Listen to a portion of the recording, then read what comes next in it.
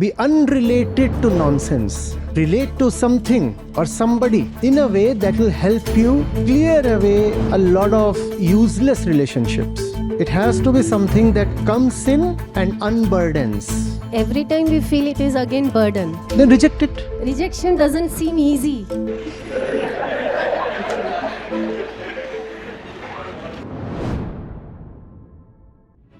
At times we know this is burden. Still we choose, we don't know why. That's a great problem that we have. We become our surroundings. We become our experience.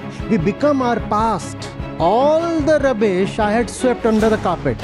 Now this fellow walks into my room, into my life, and what does he do?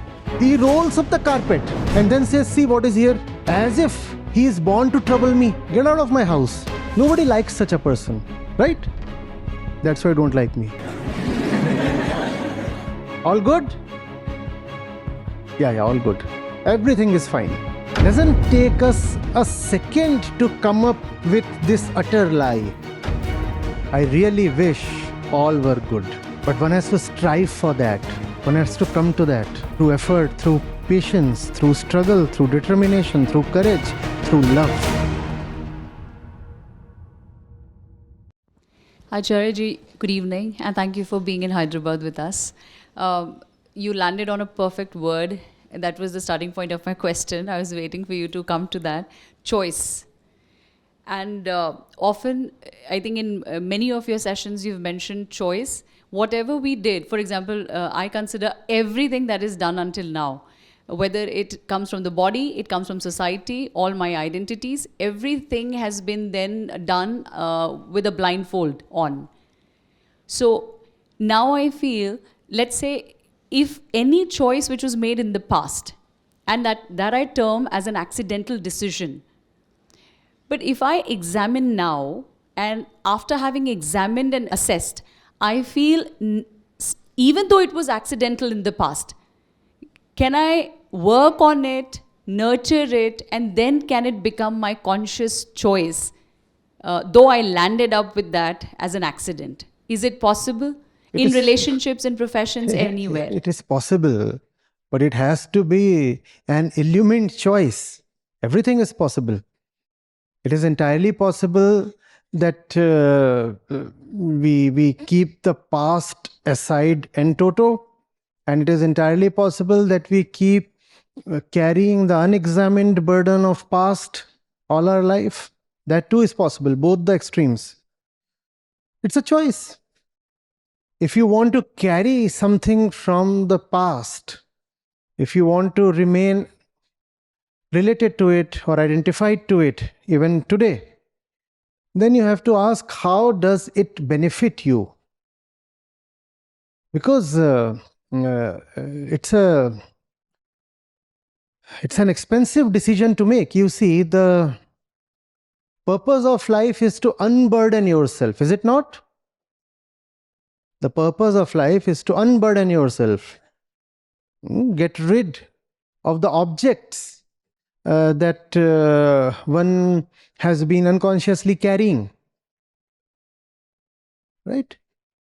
Now, towards this purpose, if we say, the purpose is unburdening. Towards this purpose, if we say, I want to carry additional burden.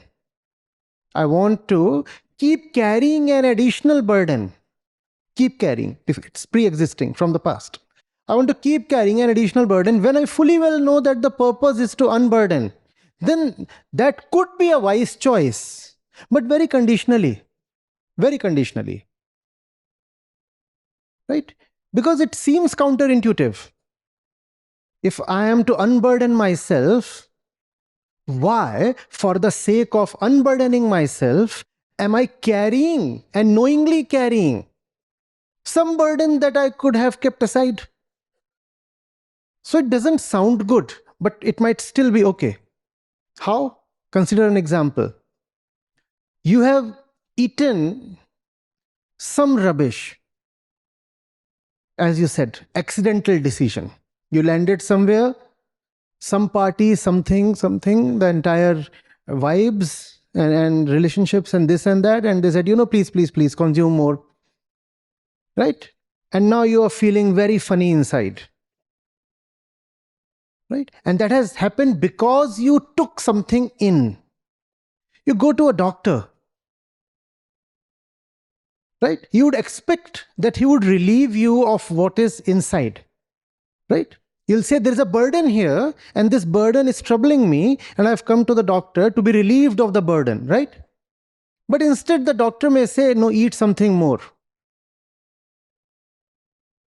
Instead, the doctor may say, eat something more. And that might sound strange, but that might just be the right thing to do, because what he's offering is a medicine. He's saying, here is this medicine, now eat it. And you could say, but it is because of eating that I have come to this trouble. And what you're offering me is more to eat. Isn't it nonsensical? No, it's not nonsensical.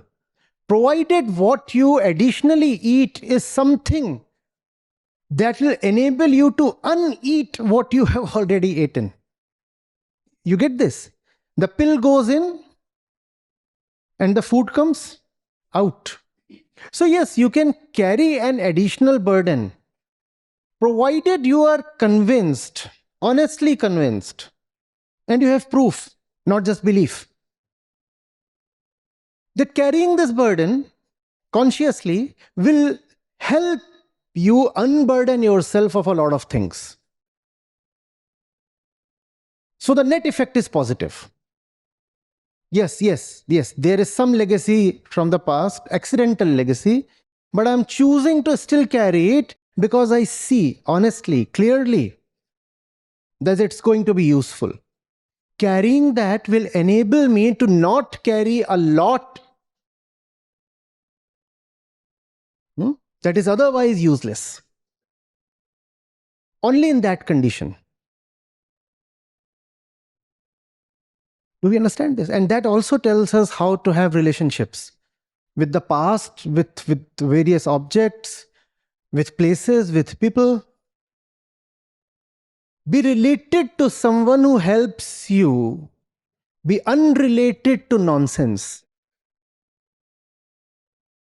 Relate to something or somebody in a way that will help you clear away a lot of useless relationships. Like we use cleanser on utensils. So it's already carrying grease and oil and other sticky stuff. Right? And you don't just start scratching away all of that. It's carrying some material already. You add some more material to it. But it's a special kind of material. And that's what, it has to be a special kind of relationship. It has to be a kind of material that enters this utensil and clears away what has been sticking since long. And having cleared away what has been sticking since long, it does not itself either stay. With all the rubbish and the grease and the edibles and the carbon gone, what happens to the soap, the cleanser? That too is gone. That is the right relationship, whether with memories, past, persons, job, whatever. It has to be something that comes in and unburdens, not something that comes in and becomes a part of the burden.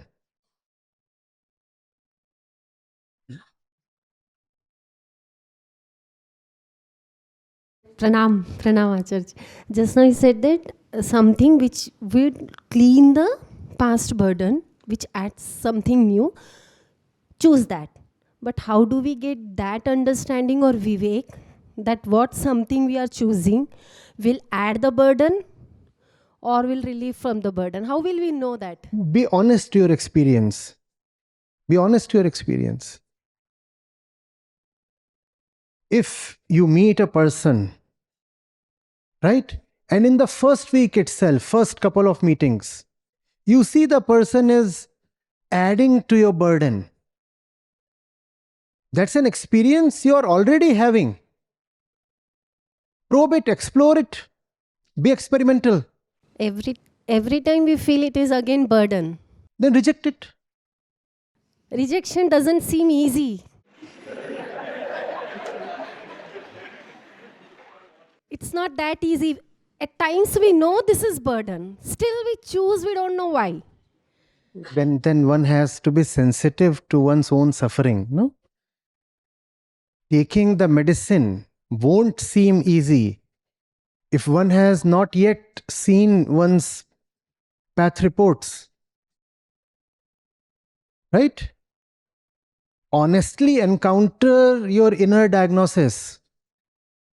And then taking medicines, even the bitter pills, will seem very easy.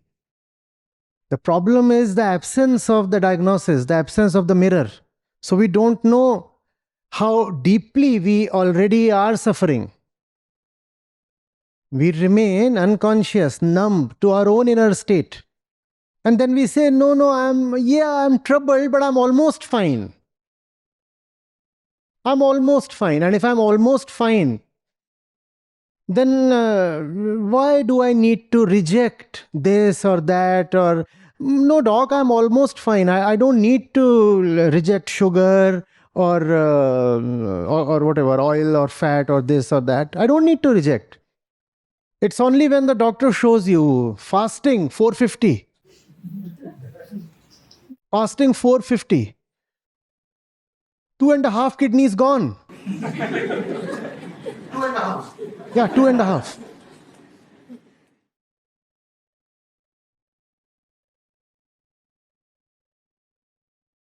Three and a half eyes gone. Then you say, fine, tell me what do I need to drop? Please suggest me what all do I need to drop, and then you will very comfortably reject everything. Till then I lost 2.5 kidneys. Now what is the use of that advice? So go to the doctor in time. That's what. Go to the doctor in time, or be with people who love you enough to relieve you to go to the doctor. Most of the times we have relationships that want us, or that rather want to keep us to themselves. Even if you have to go to the doctor, they'll say, no, what's the point? Why do you want to go to the doctor? It's such a romantic evening. Be with me. What will you do with the doctor, by the way? Huh? Doctor? He's in 30s, handsome. Show me the pic. Why do you want to go to the doctor? Be with me. Be with those who value your welfare more than your company. And then they'll willingly themselves carry you to the doctor. And if the doctor says, leave her alone, she has to be admitted and you won't get to see her for 8 months, the fellow should actually be grateful. No, not because you are such a problem, but because the relationship is fine. Getting it? See, there can be no improvement without an acknowledgement of the need to improve, of the situation that needs redressal. Please understand, and this might be the most important thing we are saying this evening. We are creatures of conditioning. We get internally acclimatized, which means if you suffer for long, you get habituated to it. You stop feeling it, though the disease not just remains, but actually deepens. It is there, but you find internal ways to cope with it. That's one of the biggest problems we have. And that too is an evolutionary leftover.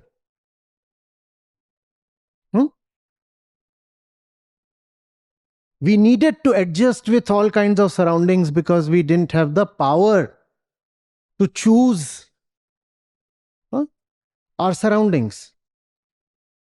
So that inner capacity or elasticity helped us survive. But that is also a great enemy. If you remain at a place for long, you will become that place. Now, how will you be able to impartially assess that place? You have become that place. The experiencer becomes the regular experience. What you are regularly experiencing, slowly you become the same thing. And then you will not find any experience odd at all. You will say, but this is regular because it is happening daily. So what's there to complain? It's all fine because it's happening daily and it's happening everywhere and to everybody. So there is nothing to complain. That's a problem, great problem that we have. We become our surroundings, we become our experience, we become our past.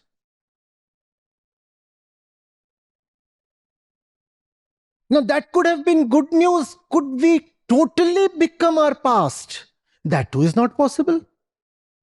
Because your nature is freedom from experience and freedom from past and freedom from whatever is. So, superficially, we adjust. And internally, we remain hungry and unfulfilled and dissatisfied and weeping. That's the human condition. That's the human condition. Externally adjusted, internally frustrated. Do we see this? So we need company that digs out the inner frustration to the surface. But if you have company like that, you'll kick it away. You'll say, but I was never frustrated. This fellow is the cause of the frustration. All the rubbish I had swept under the carpet. Now this fellow walks into my room, into my life, and what does he do? He rolls up the carpet and then says, see what is here. See, as if he is born to trouble me. Get out of my house, troublemaker. If you came here, you should have offered me flowers or something wonderful, and we could have, just sat together on the carpet and those sweet little pretty romantic things we could have exchanged. Instead of that, you're tearing away the carpet and telling me, see, there is so much of dirt beneath the carpet. Nobody likes such a person, right? Nobody. Yeah. That's why don't like me. Acharya, it's big to practice the description of inmates. Exactly. You see, think of the concentration camps that Frankel is coming from, or think of what we call as what's that? Where the it's a particular phenomena where the Stockholm syndrome, the victims, the kidnapped ones, they grow fond of the abusers. That's how we behave. If somebody manages to abuse you for too long, you may grow to worship that person. You may grow to worship that person. And that's very dangerous. Because there is something sitting within that can worship only the truth. But it is being made to worship a tyrant, a whimsical lord. And it can worship only the truth. But you are saying, no, no, no, please worship this one, else it will curse you. But why am I being cursed? What's the logic? Where is the justice? No justice, and yet you worship. And because there is no justice, then you said justice will be served in the next birth. So that you can relieve your oppressor of the allegation of being unjust. You see, you are defending your oppressor. Do you see this? Yes, you do, but you won't want to admit. Huh?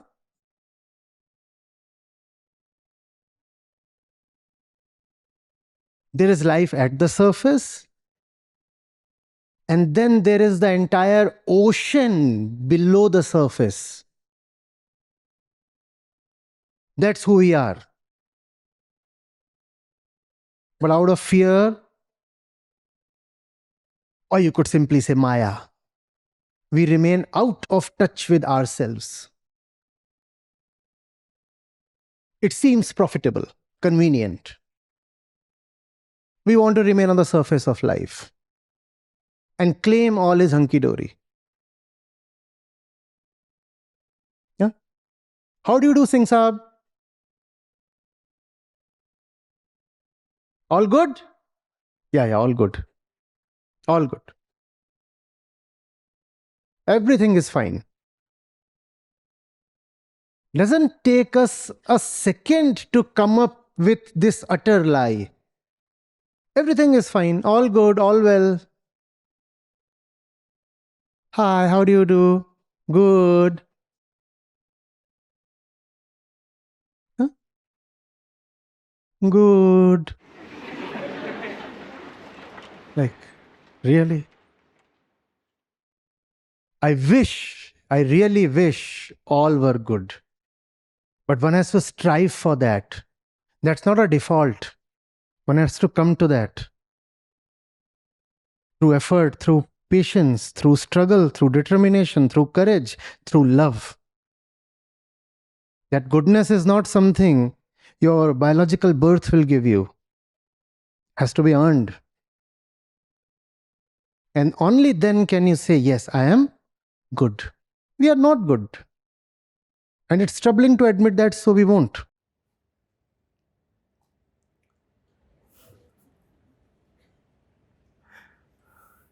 Just download the Acharya Prashant app, and there you go to the community section, and you have live testimonials streaming in at the rate of 1 every 5 minutes. I'm seeing lives change in thousands, if not millions, every day in front of my own eyes. We are doing it. Right. We have actually done it. Join the community of more than 2 lakh participants on the Acharya Prashant app. Your first month is completely free. You'll get full access to Gita Mission. On the app, you will get regular live sessions, daily exclusive conversations with Acharya Prashant, access to the vibrant Gita community, wisdom exams, curated news, audiobooks, quotes, and much more. Search Acharya Prashant on Google Play Store or Apple App Store and download now.